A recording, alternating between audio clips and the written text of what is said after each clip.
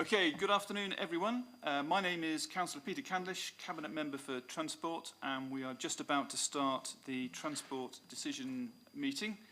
I have some usual housekeeping rules to read out, so if I just go through these quickly. If the continuous fire alarm sounds, please evacuate the room, public gallery by the stairwells. Do not attempt to use the lifts. We will assemble at Queen Victoria's statue in Guildhall Square in the sunshine. In order to comply with the Guildhall Trust's fire marshal regulations, anyone who signed in at the Guildhall reception desk should sign out when leaving the building at the end of today's meeting. Please can everyone use the microphones and remember to switch them off when they have finished, otherwise the camera will remain on you. Everyone speaking will be on camera, apart from those to my right. If any members... Okay.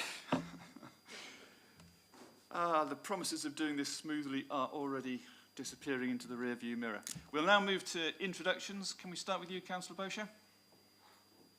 Councillor Simon Bosher, I'm the Conservative spokesman for Transport.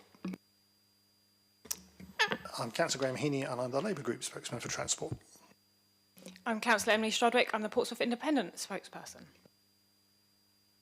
Bethan Clements, Transport Delivery Manager. Michael Thomas, Strategic EV Planner.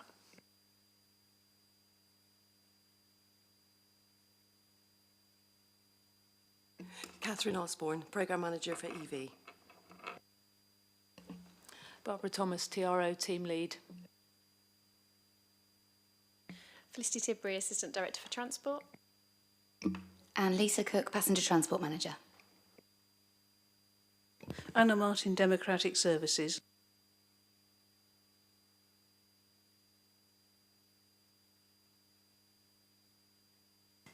That's everyone we've got in the chamber today. Are there any apologies? No, I don't think so. We have some deputations, but there is no one here in person, so we'll manage those as we come to them. I will also note that a supplementary agenda has been circulated, I hope, to the people in the room. And we will come to that when we come to the EV section. If Councillor Bosher is looking...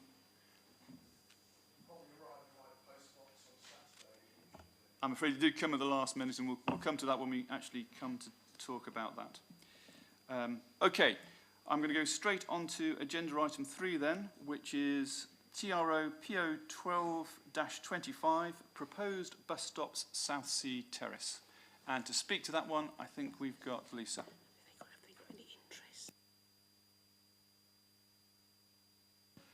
Does anyone have any interest to declare? Okay, so back to item 3. Afternoon, everyone. So the report before you today is to consider the public response to the TRO consultation regarding removing 2 parking spaces from Southsea Terrace and replacing them with a bus stop. The TRO also consulted on implementing a bus stop the other side of the road where there's currently double yellow lines. The report in front of you recommends that the proposed bus stops are approved, and there's a number of reasons for this. The background, the context for this decision is that the bus stops would be there to support the 18 bus service, which has recently, in April, been extended as part of our bus service improvement plan work to improve links to both the Isle of Wight via the hoverport and the seafront itself. It also, the 18 bus services and the stops where they're proposed within the report would also improve the provision of public transport in the very southerly tip of the island, where currently there aren't any services. The proposed bus stops are in line with our policy, in line with the bus service improvement plan, and in line with DfT guidance about how far apart bus stops ought to be in order to generate the highest level of use, which is no more than 400 metres typically. In addition, in 2014, the bus stop proposed to be on the side where there's currently double yellow lines was an existing bus stop. It's been there before, and as I said, it ceased in about 2014, 2015, where services changed. We did receive feedback, so let's go back to process actually. So the TRO consultation took place in April. We had 9 objections within the timescale allowed, and then 1 outside of the timescale, which we accepted too.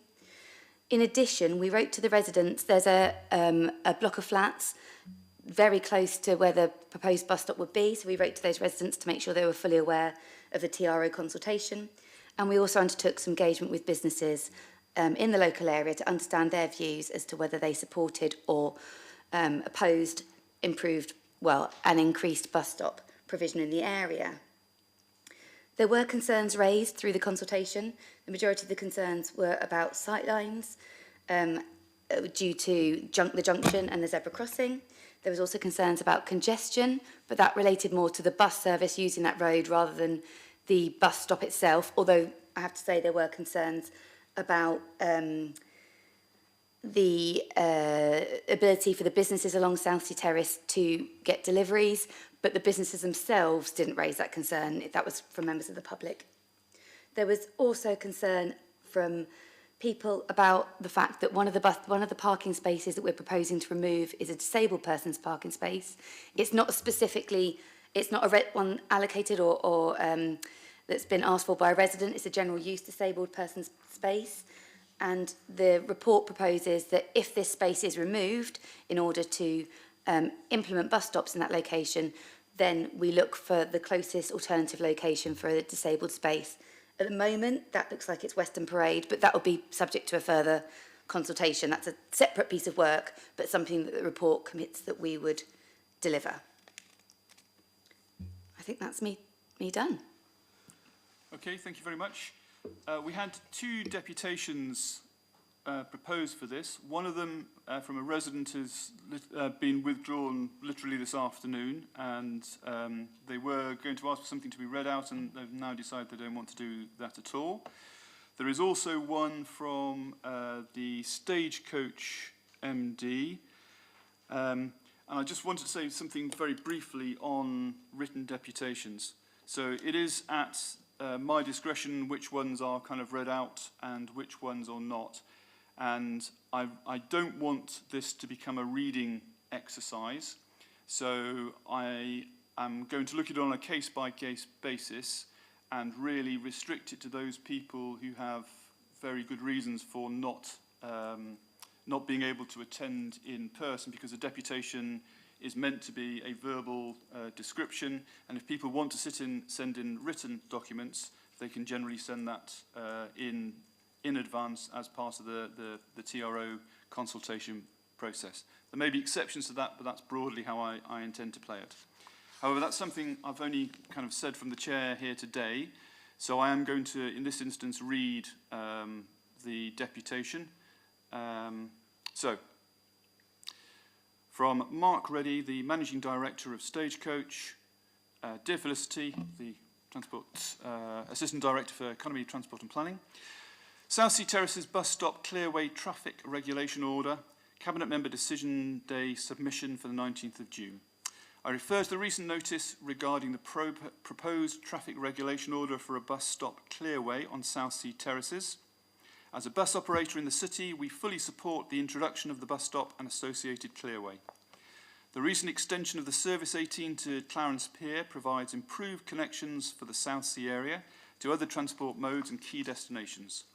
The service continues to be a success story for city residents, with annual passenger growth at over 25%.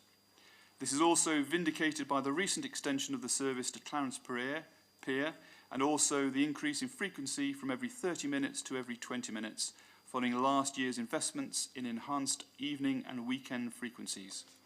By having suitable bus stops with the associated Clearway, ensures the bus stop is clearly marked for intending passengers on where to board the bus, and also the Clearway should allow bus users with disabilities to also safely use the bus. All buses in the city comply with accessibility regulations and are low floor to enable direct footway to bus boarding using the ramp on the vehicle.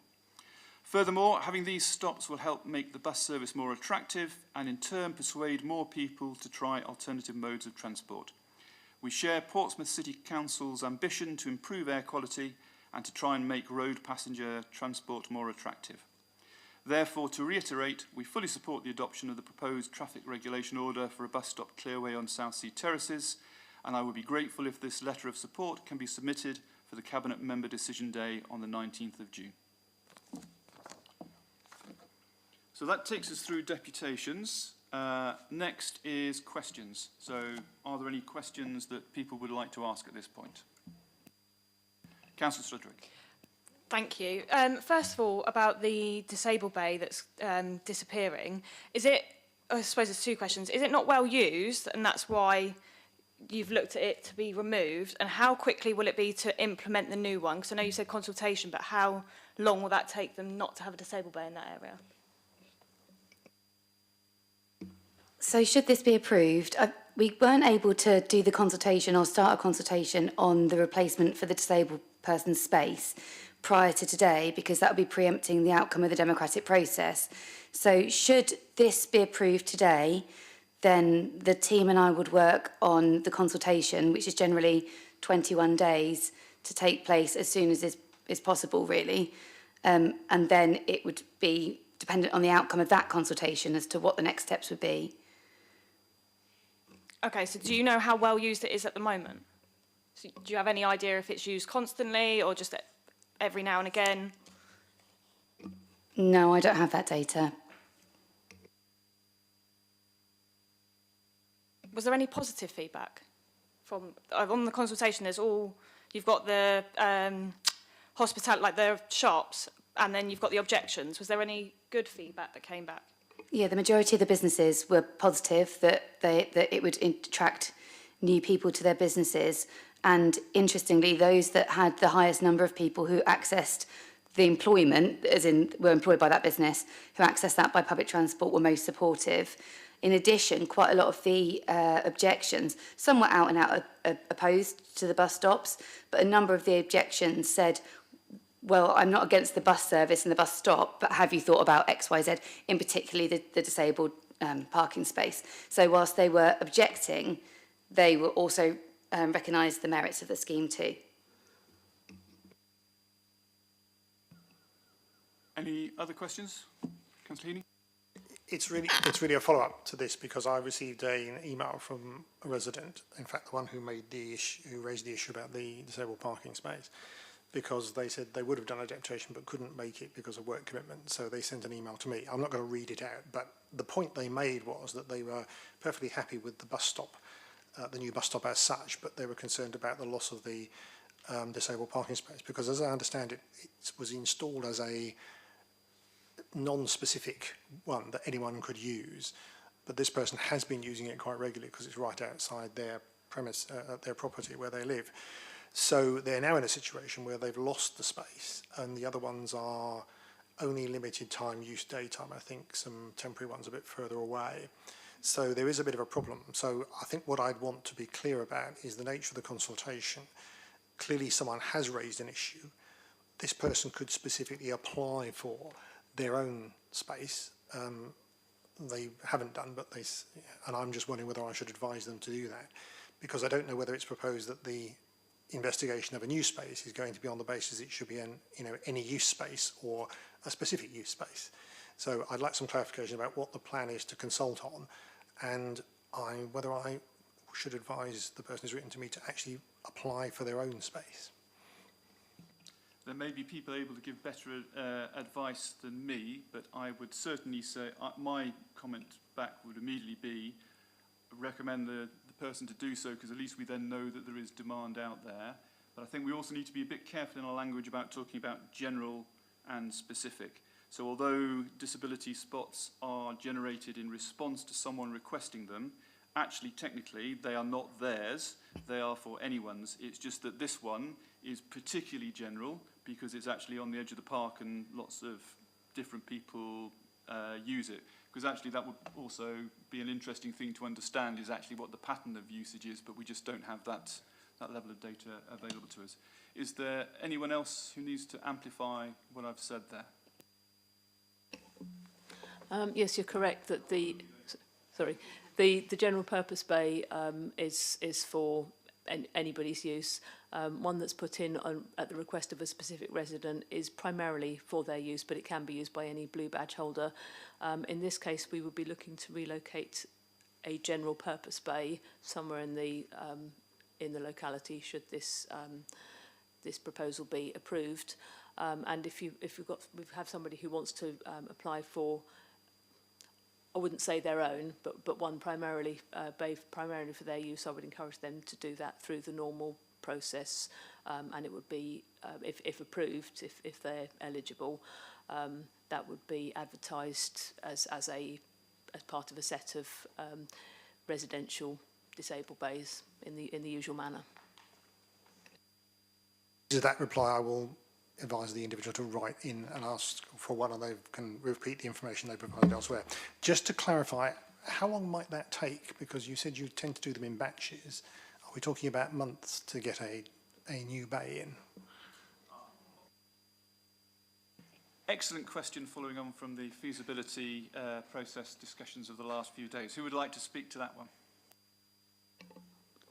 In terms of an individual's, one that an individual applies for, these are processed about 6 to 8 times a year, so relatively frequently. If we receive no objections, then we prioritise their implementation. Anything that receives an objection would have to come to one of these meetings for a decision. That would take a little bit longer.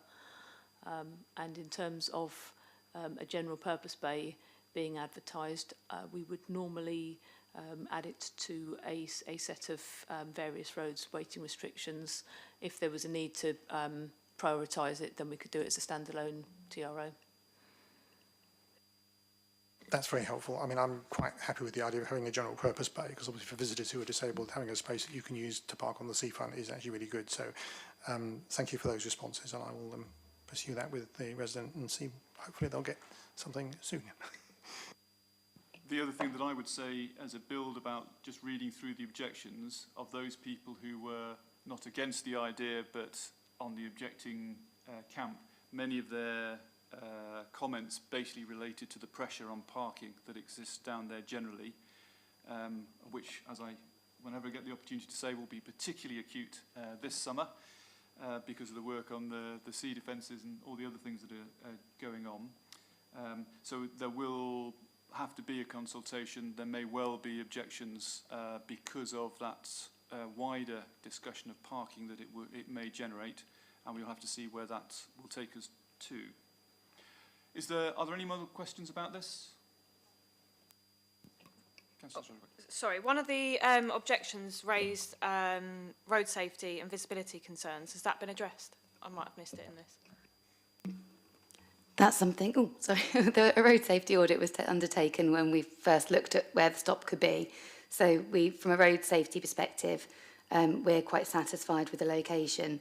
And then the standard process when looking at something like this would be all of those concerns would be looked at before any action was taken. Would I be able to come back on the disabled persons?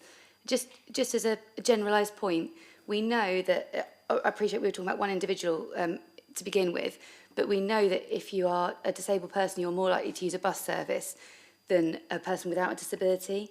And we know that we have a high population of people within the city with a disability.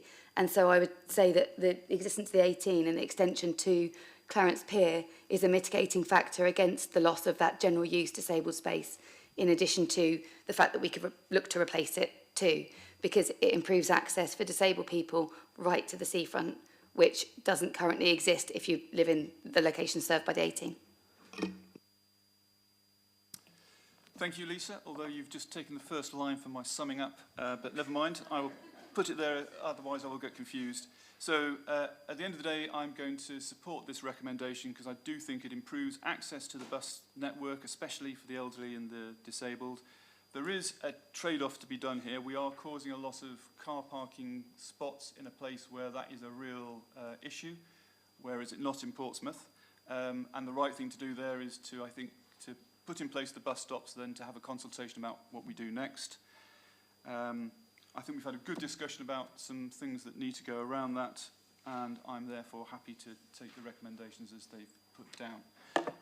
I also note that access to curb space and what we do with it is going to be a theme of the afternoon, because we'll now turn to EV charge points. So, to take us through electric vehicle on-street residential charge point scheme and the parking proposals under TRO 1/2025, Bethan, I believe you're going to take us through this. Yes. Thank you, and thank you for spelling out the AUX acronym. That means I don't have to get it wrong in front of everybody now. I'm going to briefly introduce you to the purpose of the paper, cover off the consultation before moving to the amendment that was published yesterday in advance of any questions on that. So this paper is focused on the statutory public consultation for the TRO for the first of 5 batches as part of the AUX Phase 3 programme, and this covers the north of the city. The public consultation ran from the 27th of March until the 17th of April 2025 and followed all the normal processes for advertisement and regular consultation, including additional letter drops, given the scale of the proposals being brought forward. In total, we had 222 objections were received to the formal TRO consultation across 59 locations proposed, and 23 responses in support of the proposals were received. Appendix C contains the full list of responses received. Would you like me to run through the summary of the objections we've received now? I think yes, Okay. but I would take a fairly thematic approach given the number that we've got. Yes, so section 4.5 of the main published report provides a summary of the key themes. So given the volume of the objections that were received, an exercise was undertaken to group them into common themes, of which there were a few. So the first one was around the bay location. And actually, this was largely support for the bay location. So in terms of the officer's response to this, we're very pleased to hear that there was some support, and I'll move on to the ones which weren't so supportive. The biggest theme in terms of objections to the TRO was around loss of parking capacity. In already constrained areas, this was the most common concern, and this was the removal of general use parking spaces in residential streets that are already under heavy parking pressure. Many residents reported frequently needing to park on other roads due to limited availability near their homes. Our response to that is that obviously all proposed EV bays would be available for any electric vehicle to park in. And since requests for charge point locations are from residents living in the area who own or will own plug-in vehicles, they are likely to be the ones who are parking in them whilst they are charging. Because these vehicles are likely to be on the street, the spaces they currently park in would be freed up whilst the charging takes place. It is also anticipated that there will be high and growing demand for charge points, and multiple vehicles will use them, and this is in line with national policy towards electric vehicles and the ministerial directive around improving air quality in Portsmouth. This is also supported by our Transport Strategy Policy B. A further objection theme was around proximity to residential properties. Respondents were opposed to EV bays being placed directly outside of their homes, expressing concerns around losing personal parking space, visual intrusion, and potential for increased noise. Wherever possible, the team have been tried to be sympathetic to the needs of residents in proposing the locations of the EV bays at the ends of roads to minimise the loss of parking. Due to the location of lamp columns necessary to charge from, however, this hasn't always been possible. All locations proposed are on the public highway.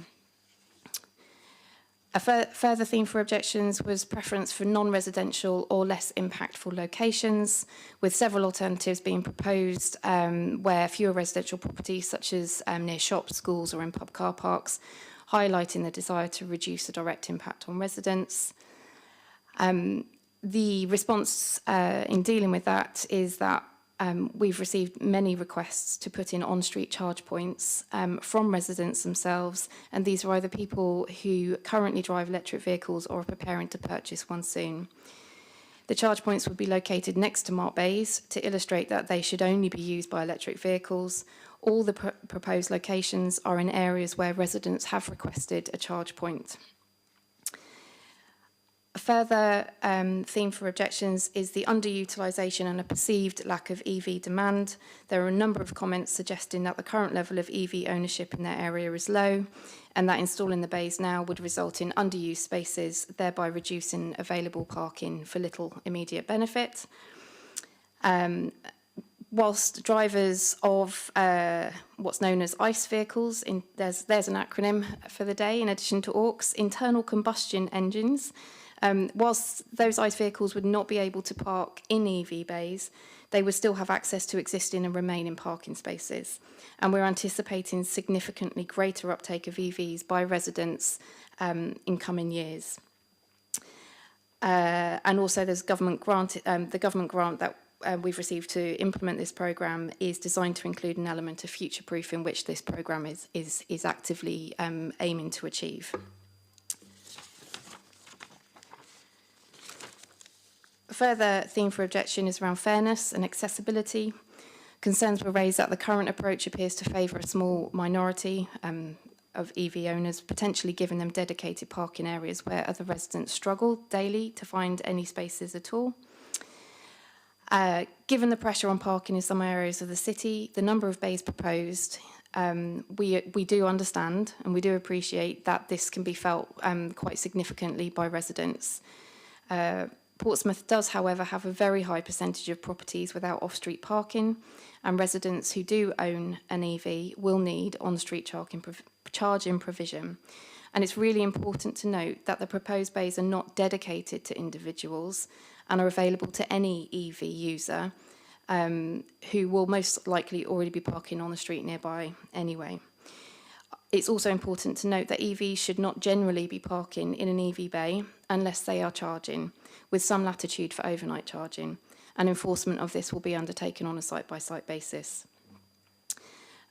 Finally, there were suggestions for strategic placement, with some respondents recommending relocating bays to the end of streets, on roads with time-limited parking or along wider and busier routes. These suggestions were aimed to balance accessibility with reduced residential impact. All proposed EV bays would be available for electric vehicles to park in, and since all requests for charge point locations are from residents, people living in the area who own or will own vehicles, it is likely that they're the ones who are mostly going to be parking in these proposed bays.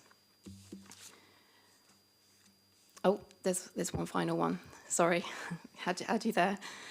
Lack of consultation and transparency. We had multiple objections referencing insufficient communication from the council regarding site selection and consultation processes. To be clear, as part of the TRO process, we have to undertake a statutory consultation which lasts 21 days, and that is what we have done. The consultation is to enable interested parties to make a response, whether it's in objection or whether it's in support of the proposals. We undertook additional communications and consultation. We did wider letter drops. We informed local councillors through the Members' Information Service. And as with any TRO, a public notice was published on our council website, on street notices, and advertised in the news. And as I said, residents near to the proposed charge point locations received a letter advising them of the proposal and how they could comment on it. So if I move now to the recommendations, this is at the point where I will mention that we uploaded and published an amendment yesterday. And to cover that off, firstly, you'll note that on that amendment there are track changes to the title and purpose of the report. This was simply to make it clear that the reference for the TRO consultation is the same as the draft TRO legal order that is drafted and included in Appendix 1, so that there was no cause for misinterpretation. In terms of the recommendations, it is recommended that in considering the locations that were consulted on, that the Cabinet member approves the implementation of the EV charging bays as advertised in Traffic Regulation Order reference PO 44 1-2024, with the exception of the following. So firstly, EV bays proposed outside 55 Kirby Road and 74 Inhurst Road, which are recommended not to proceed. And the reasons for these recommendations are detailed in the main published report. EV bay proposed adjacent to lamp column number 8 in Locarno Road, which is recommended to be relocated 0.5 metres eastwards from the position proposed in the TRO. And then as a further amendment to the original published report, we are also proposing that the following EV bays are not recommended to proceed at this time. Next to 138 Laburnum Grove on Burlington Road, next to 8 Monkton Road on Dartmouth Road, next to 120 Kensington Road on Demum Road, you have to excuse my pronunciation there, next to 59 Inhurst Road on Randolph Road, and next to 20 Monkton Road on Vernon Road. And to pick up on the reasons why we've brought forward these 5 additional sites that we're recommending not to proceed, since the publication of the main report, the need for a wider review of curbside infrastructure in Portsmouth has been identified. And amongst other issues, this includes a focus on the distance of highway infrastructure from a junction. As a minimum, all highway infrastructure should be at least 5 metres from a junction, and this is crucial for safety and functionality. It ensures drivers have clear sight lines to see oncoming traffic, pedestrians and cyclists, reducing the risk of collisions. There's a number of reasons why this exists, and nationally the Highways Code states in Rule 243 that when deciding on the length of restrictions, certain factors need to be taken into account. So in light of this, and because we undertake continual review of our sites as part of our assurance processes, it's very recently come to our attention that there were 5 further locations which perhaps did not meet this criteria and warranted further investigation. So we're recommending that they are not included to proceed at this time, and it allows us to go away and review those sites with the potential to bring back in further batches to you, Cabinet Member, for a decision. Finally, there in section 4 there are additional amendments for clarification, and these were 2 discrepancies that were identified during in the body of the published report, which was an administrative error, and these are on page 3 of the published main report. We have 131 Battenberg Avenue, which should read 133. And on page 4, listed as outside 3 Belney House, which should read outside Belney House on Wifferton Road. That's a point of clarification. That's a lot of information to take in. I'm going to stop there. Okay, thank you very much. I'm sure there are going to be some questions on this because this is a very forward-looking report and quite a significant programme that is actually bringing to focus quite a few different issues. I think the overall strategy of needing to support EVs is clear and clearly laid out in LTP4 and in the electric vehicle strategy. But now we're coming to the crunch moment where we're actually kind of doing it on a large scale. And this will not be the last time that we are discussing EV charge points this year. So, with that said, are there any questions or points of clarification that people want? Councillor Bosher, you are first off the mark. Yes, thank you, Chairman. I've got 2 or 3. Touching on the amendment, if I can first, from a general point of view, because I haven't seen sight of the amendment, and it's probably going to arrive on Saturday. Can I ask, when was this amendment published? You said it was yesterday. What sort of time did it go out? I wouldn't be able to tell you the exact time, but it was sent over to be published by late morning. So I think it would have been published by the afternoon yesterday. Because my point is a democratic one, and on the front page of your report, deputations by members of the public may be made on any item whereas a decision is going to be taken, this report is one such, the request should be made in writing to the contact officer above, which is Anna, by 12 noon on the working day before the meeting. So what it seems to have actually done is published an amendment to a report outside of the window that people could have made a deputation. 12:18. So when that amendment came out, anybody, if they had wanted to make make a deputation against the amendment, could not have done so. And I think that is not a clever place to actually be. And I'll just make that as a comment, and we should be doing, and probably could be doing, these things a lot quicker so that people can actually make those deputations. Now, granted, we don't tend to have a queue out the door of people making deputations, but there's always going to be a pedant sat out there that's going to turn around and say, you breached my democratic rights by publishing something significant after the deadline by which I could have made a deputation. And I think we just need to be mindful of that going forward. Otherwise, we could find ourselves potentially in a challenge situation if we're not careful. Notwithstanding that, and I'll just leave that one there for future reference. This is perhaps a couple of general questions I have around it. We mentioned enforcement.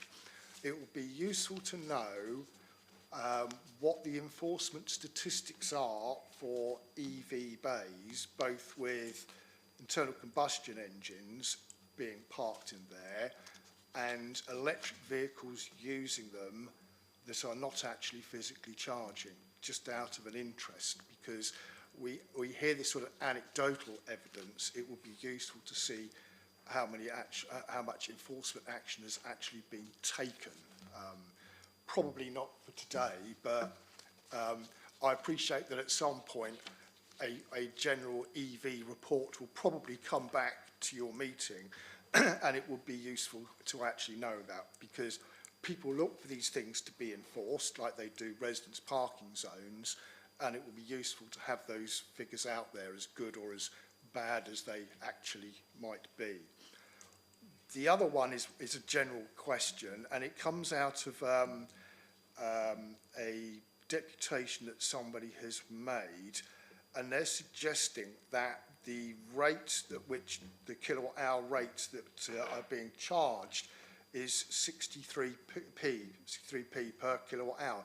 Is that correct? Do we know what the rate is that's being charged?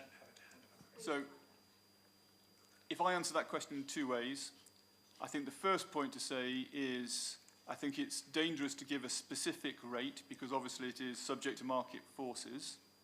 I would say the principle behind it is that it will be, anyone who uses an electric vehicle will know that there is a range of charging things between the most expensive things if you're on the motorway all the way down to if you're lucky enough to be doing it from your own solar power. The aim of this is to be at an appropriate level to similar kinds of charging devices available. So we are not looking to be a price leader or a price cutter on this, although we would probably typically be slightly below the average. And at any moment in time, that may vary because I think you're an EV driver. You will know that the market is pretty dynamic on pricing. And I suspect the council may not be quite so dynamic because we will tend to set prices for a period of time and then it will sit. If anyone can help me with a better answer, I'm willing to look around the room for support. I don't think I'm the only electric vehicle driver actually sat here, am I, Emily? But that's neither here nor there.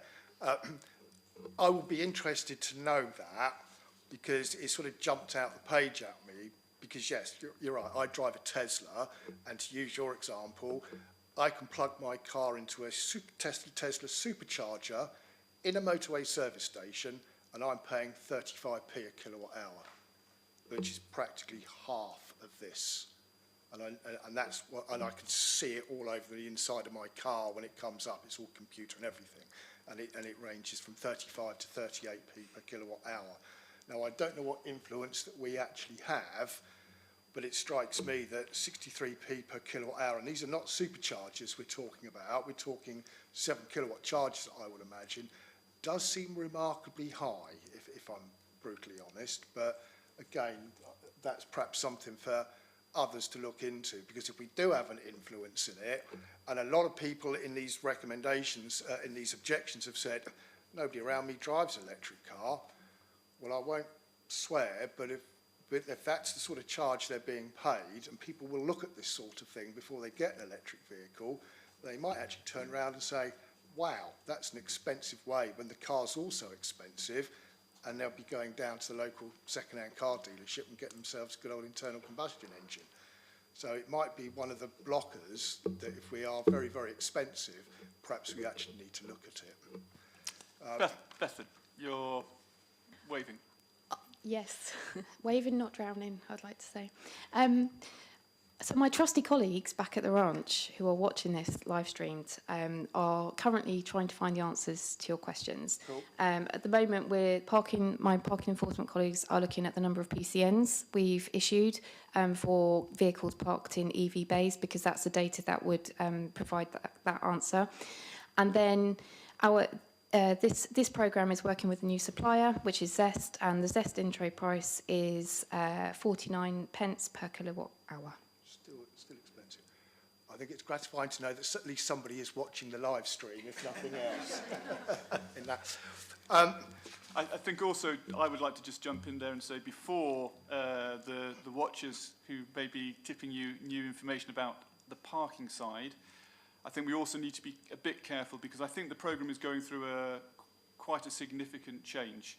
When it was a small number of bays, it was more or less an ad hoc pioneering programme. Now we're starting to get up to a much larger scale, so more people are going to notice it. I think we know that we need to work with the community enforcement officers around the enforcement of the bays, and there's, I believe that words have already been put up on the website talking about this, and it will definitely be a focus area, because you're absolutely right that getting people to trust that these are genuinely electric vehicle charging bays, not a back route into getting a private car park, is absolutely something that we need to make sure happens, and that people understand. I mean, don't get me wrong, Peter, I'm not anti.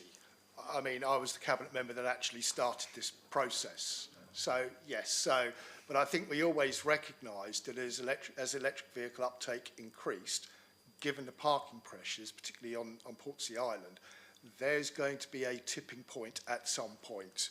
But back when I did it, it started out as the off street, and then we were just processing. And I started the on street, and I think that's when Lynn picked it up when it all swapped. So I'm not anti this, but I think, and I'm not asking for that information to come now. I think there is going to be at some point an EV report that comes to you about how this, outside of this sort of stuff. And I think it would be nice to know about things like enforcement and how that's progressing, because that would factor into it. And also the cost, because that's how I made my decision on my electric vehicle, was how much it was going to cost me to actually charge it. And actually it's a lot cheaper to actually run than a petrol car. But it's still a factor in that. The only other one I've got, and then I'm getting very specific about one in my ward now, which is in Copsey Close. Now, well, there's two in my ward. There's one in St Helens Road, where I think there's been 7 objections to it, and nobody in favour of it. So I'm not sure how that's getting approved if there were a significant number of objections. But the one in Copsey Close, which I think is being attached to King Arthur, somebody who lives in King Arthur's Court. I've been reading, I can't find the objections in this lot, if I'm honest.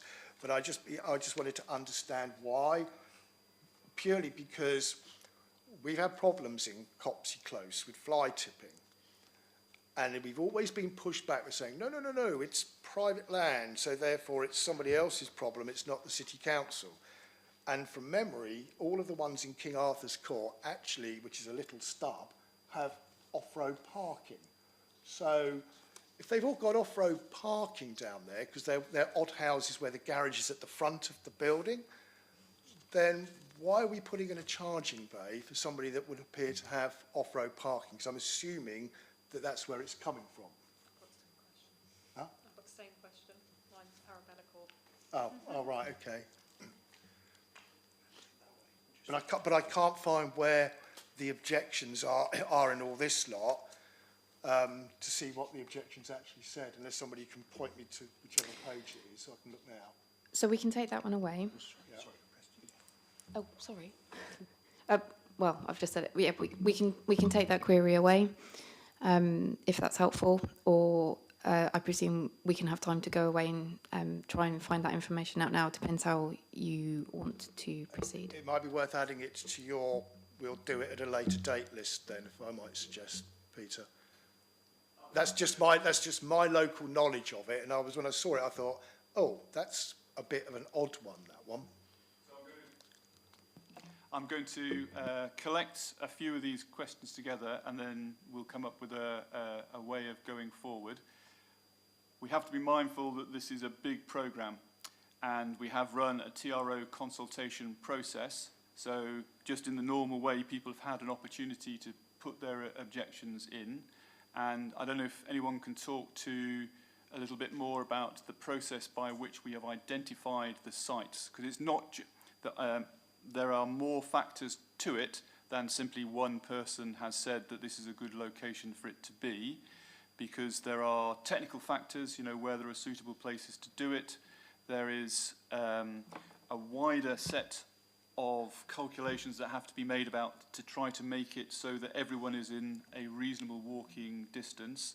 And there may be other factors that, you know, could be... In fact, I will stop here, because let's have someone who actually knows and been doing something on this talking.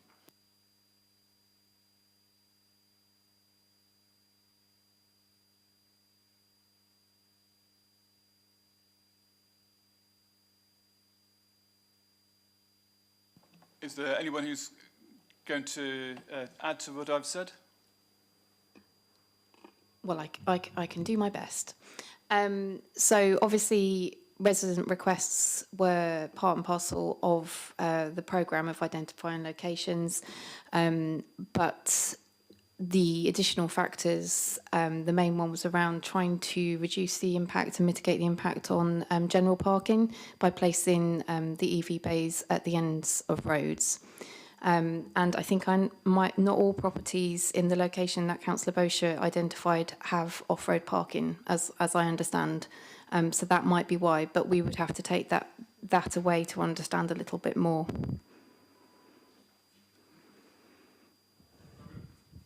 I'm going to pause that one, if that's okay, Councillor Bosher, and I will come back to it at the end. Are there any other queries or questions? I know that Councillor Strudwick has certainly got something. If we can add Arabella Court to that one to come back to as well, that'd be great, because yeah, I was under the illusion it's someone in there that's requested it, not someone in the street. Just regard to how, I mean, I'm happy because the residents that weren't happy about the ones being proposed, most of them are on this list that will not be going ahead. I mean, I'm all for more EV chargers, but as someone that's tried to find a charging point, I've been stuck quite a few times with fake charging. So my first question is about enforcement. So how are they reporting this, and how quickly can that be resolved of the fake charging to stop that from happening? Felicity. People are plugging in, so it looks like it's plugged in, but it's not actually charging. Sorry, I was reading something into the fake parking. So I think we can absolutely take that away and have a look at the enforcement data that we have.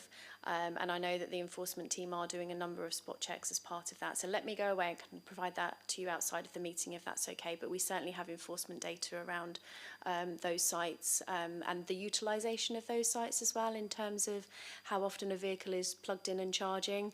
So perhaps I can provide that outside of this meeting. That would be great, but how would residents report that? Obviously, because if you're going to do enforcement, you could obviously enforce that, but how are we reporting that?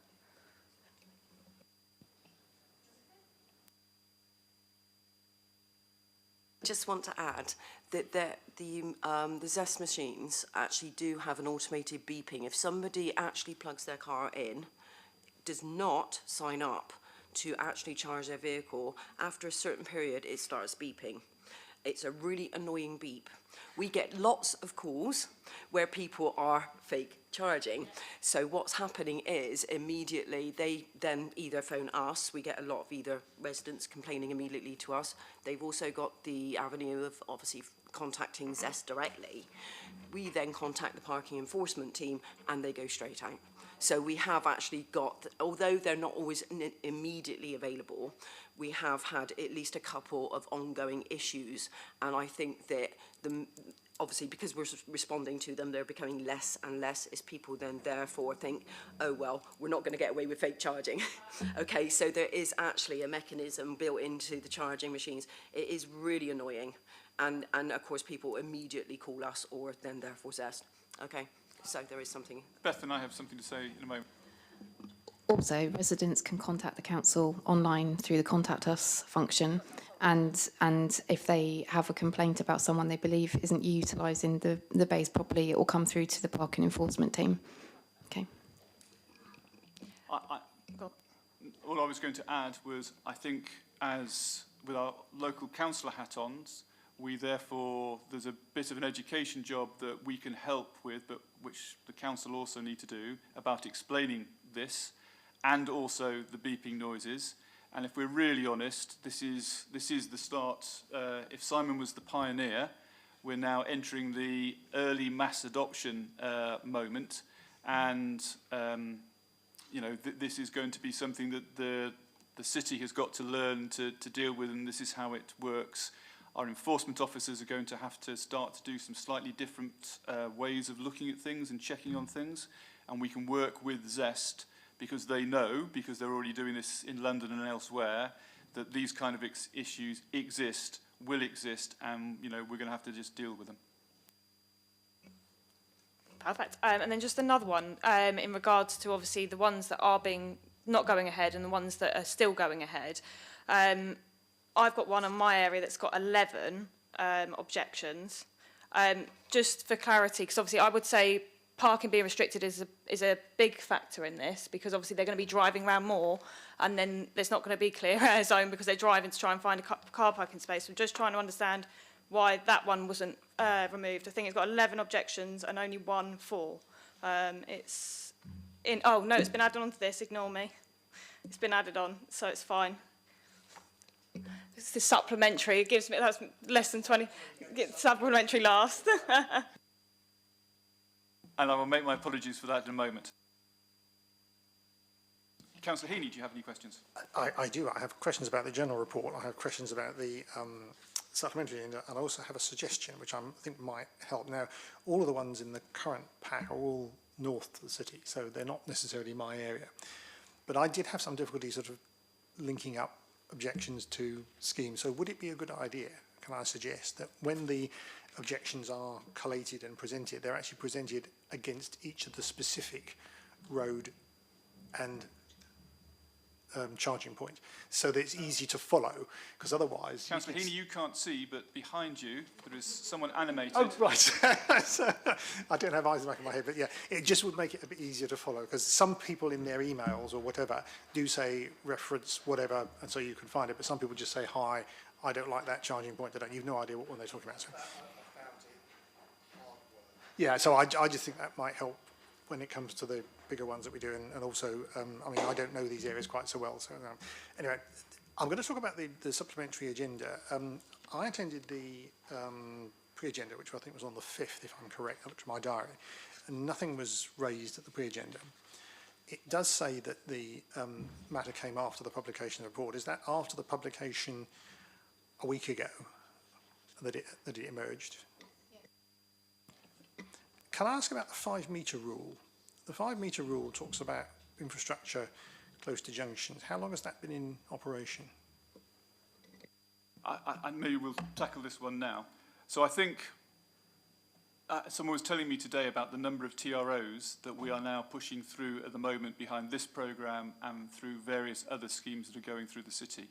And it is really crystallising an issue which has probably been there for some time, probably since time immemorial, which is around providing a little bit more consistency about how we approach things in the city.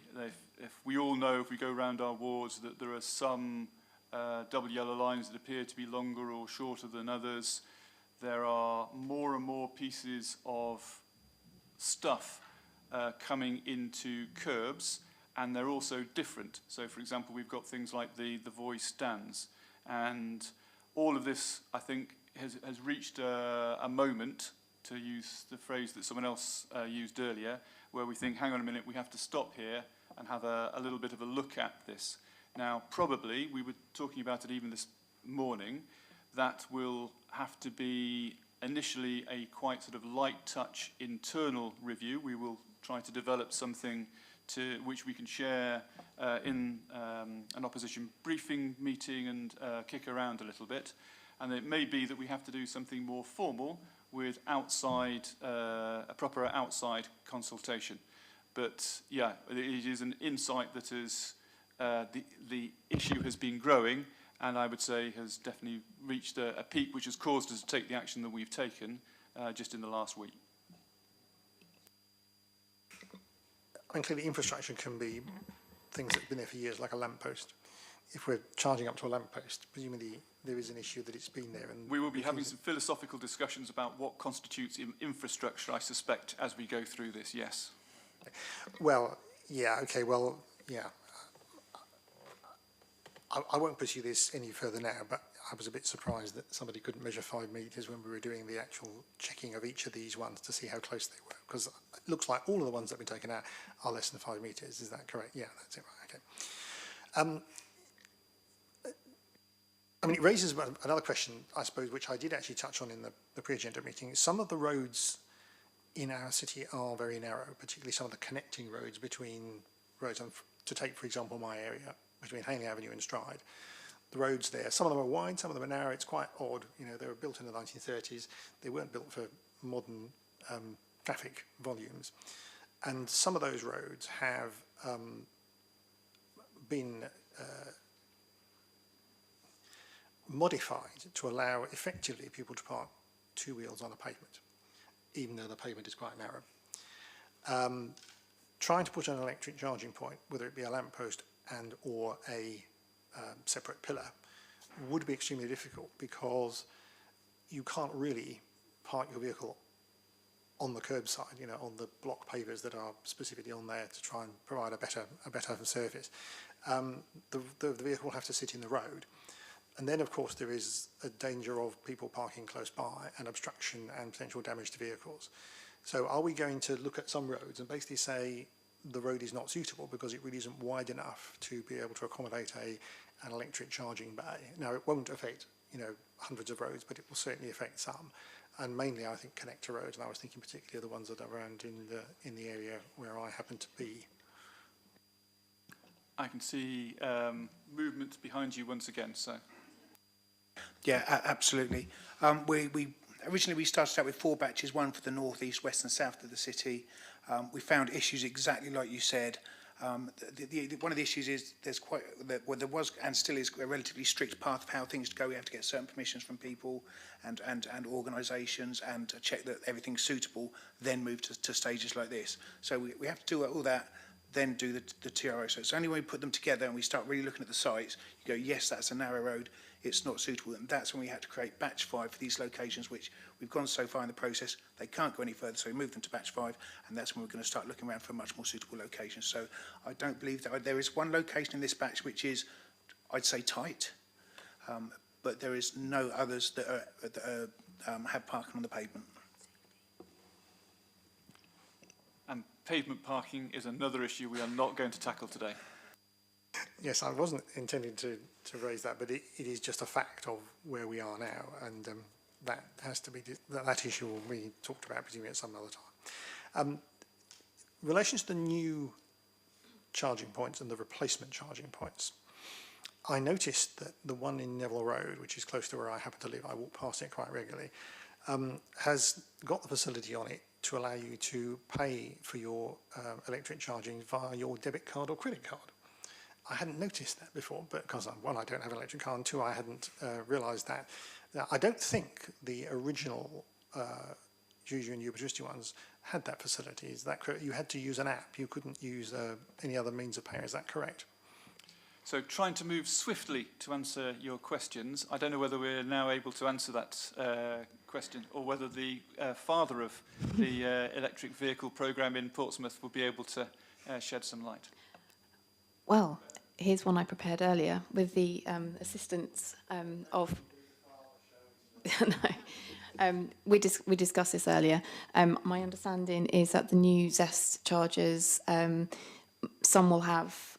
some of them have the ability to use a debit or credit card, and others will still rely on an app. And I believe that might be dependent on what infrastructure they are charging off, whether it's a bollard or a lamp column. It's standard for the larger charge. Sorry. It's standard for the larger size chargers to have actually as standard a contactless payment. For the lamp chargers and some of the smaller bollards, it's not actually a standard thing, although when they went to place the order for the units, they found that they were on a speedier turnaround, so therefore numerous ones that they've put in on that exchange program from the old charge point operator network, they've actually installed contactless payment as an optional extra, because usually it wouldn't probably have come with those types of chargers, to be fair. So some will, some won't, although obviously as far as the lamp chargers are concerned, it's going to be dependent on which ones they've ordered up front to speed up the delivery. I feel the need for another excellent frequently answered question addition to the website. Yes. Yeah, that would be, I mean, the one in Neville Road is a standalone bollard, so obviously that has the ability to have that. But I was thinking the lamp charger ones won't. In relation to replacements, the new company is going to replace some of the old ones. Do we know yet which ones are not going to be replaced finally? We've got a final list. It is a bit, yes. Yeah.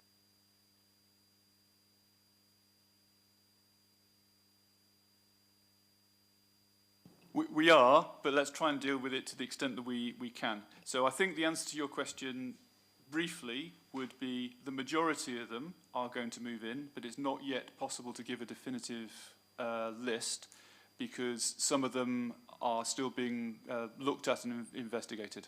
So that is something that can be done, but is not yet, a dish not yet complete.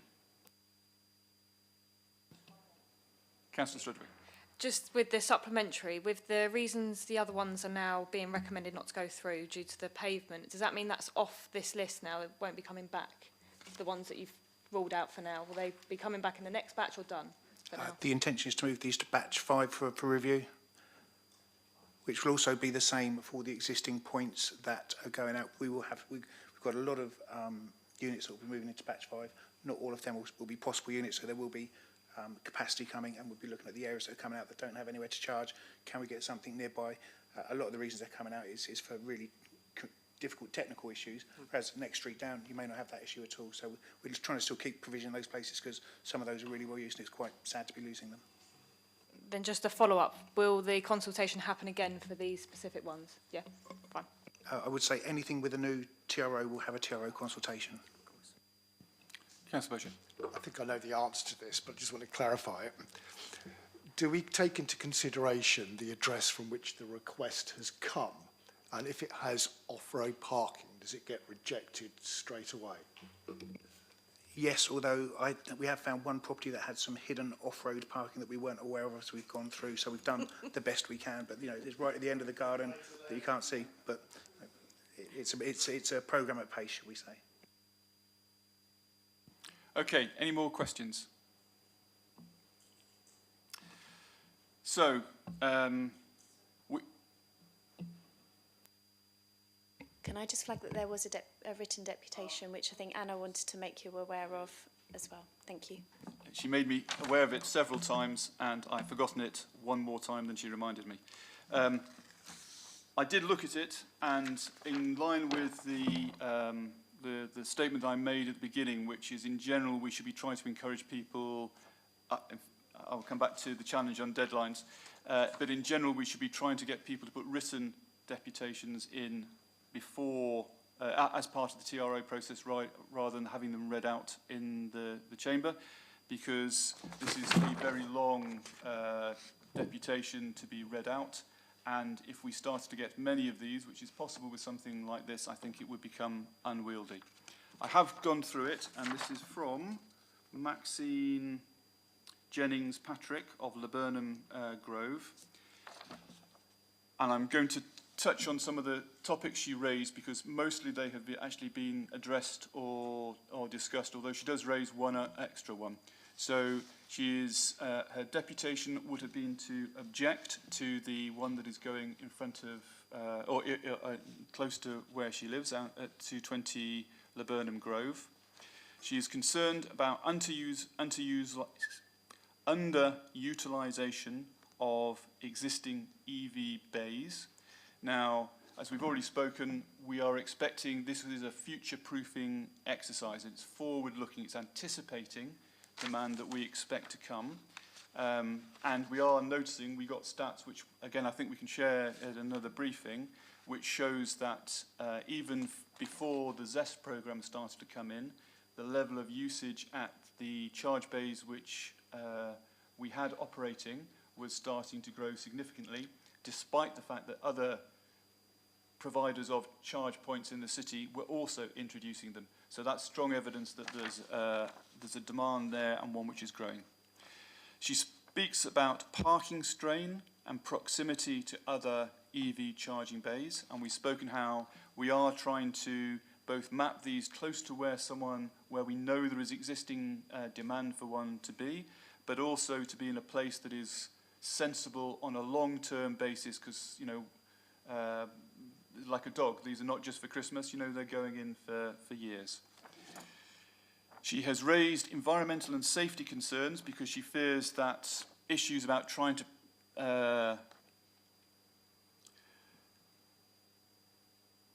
that traffic searching for these spots will actually add to the amount of traffic in the area and the congestion this is caused. And although I can see where she's coming from, I think if we look at this in totality, at the end of the day, we are still at the early stage of mass adoption. This is 30 parking spots across the city with about 80,000 parking spots. And we're also saying the majority of the cars which are going to be using these charging bays are probably already on the street somewhere already.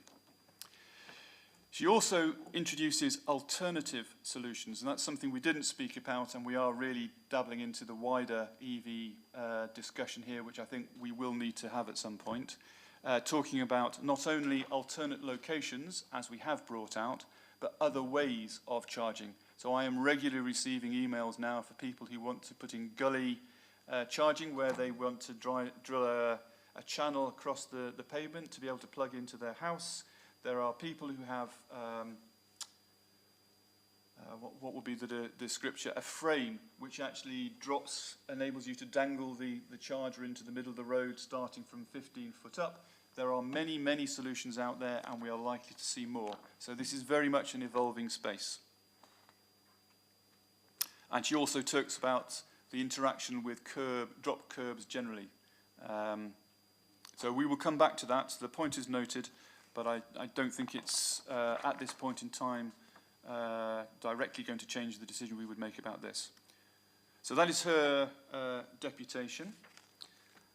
And I'm now just going to say a few things, very few, because we've actually touched on a lot of things here. This is a very forward-looking and significant programme that we've been discussing today, but the overall strategy of supporting EVs is clearly something that this council is trying to do. It is laid out in the Local Transport Plan 4 and in the Special Electrical Vehicle Strategy document, which are available on the council's website. The need to do this is clear. Already something like 1 in 25 vehicles in the city is an electric vehicle. It was interesting to learn that two councillors here already have them. I'm wondering whether I can and will at my next change of vehicle. And the forecast is, the most recent forecast is that 1 in 7 vehicles in Portsmouth by 2030 will be an electric vehicle. And no one knows what this number will exactly be, but it is clear that the demand is growing very fast. This programme is also a new era, this era of moving into sort of mass adoption. And we have got a new charging partner that we are doing with, and we are bluntly doing it on street with the money we have, because that is what the money was given for. So although people have suggested, and they're good suggestions, to look for alternate charging points in schools, churches, whatever, that unfortunately has to come from a separate pot of money. That's a budgeting issue that we can't control. And we should also say that it's not just the council who are putting in EV charge points in the city. There are many and of many different sorts. We went through all of the reasons that were raised, and if I summarise them very briefly, the biggest single concern is clearly around parking, and that is a many-stranded conversation that we know is an issue for many people. We do have a ministerial direction that we have to improve air quality, and encouraging EV take-up is one of the ways that we are trying to address that. And there is also care being taken to site these places in the best possible locations. That is not to say that there is no negative impacts. That would be untrue to say, but we are trying to minimise them, and there is real thought going into doing that. That builds on to the proximity argument, where we are trying to pick the best point in the street and to cause the least amount of harm to all the other things that people want to see going on there. I've addressed the lack of use. On the fairness and the access, again, that is an interesting one, because it is a small number of people who have EVs at the moment, but any specific programme for any particular group of transport users is to that extent discriminatory. If we put in a cycle lane, it is predominantly going to be used by cyclists. If we put in a walking thing, it is aimed at walkers. If we put in a new road for ICE vehicles, which are petrol and diesel cars, you know, they are for just those people. People without cars are not benefiting from them. So I accept the challenge, but I think it is still the right thing for the city to be doing. So all of that is preamble to actually deciding what to do. Sorry, and one more thing I was going to add was I wanted to address the points that were raised as we went through. So around the deadlines, I apologise again for introducing something at short notice. I feel that the democratic issue is less acute in what we have done here, because it is the sites have been deferred, so they will now have an opportunity to correspond about this. And the broad programme, if they wanted to respond about that, they have had an opportunity. But I recognise that, and there are some things that we are learning about running this programme that hopefully as the other batches come through, we can do better. We've talked about enforcement, that this is going to be a big issue and that we need to build trust. It's absolutely on the radar, but it's not directly relevant to the decision today. And we've spoken about you know, articulating our position in terms of rate charges and what we're trying to do. Clearly, the council is looking to encourage EV take-up, so it doesn't want the price to be too low. Clearly, they are being put in by someone else's capital. They need to get a return from doing that, and investing in on-street charging has to be paid for in some way. And it is not a good time for the council to be offering to take up a lot of that cost and pay for it itself. We're trying to manage between that space. No, I understand. So we can talk about that outside of this decision. We've now gone through the report. We've had some discussion about some particular spaces, and we now need to decide what we need to do. In general, despite the fact, I have been through all of the objections that have been raised. We have taken out some of the sites which had the biggest number of objections, but I'm aware that there are still quite a lot of objections left in. Actually, if you average it out, it's not that many per site, but for each individual person, they've made an objection, and I'm probably very shortly about to overrule those and put those in. So the reason why I'm going to broadly take that position is because I think this is right for the city, and it is a necessary evil sometimes that we do some things which have an impact on individual residents. And I empathise, but I'm not going to stop doing what I think is right for the city because of that. There has been a consultation in which people have had an opportunity to say why they have objections, and that has been looked at before we came to this list. There have been a couple more that have come up today, and because this is the first of basically what will be a monthly session of going through these EVs, and we are learning as we go, I am willing to defer a decision on the ones which have been specifically raised today by councillors.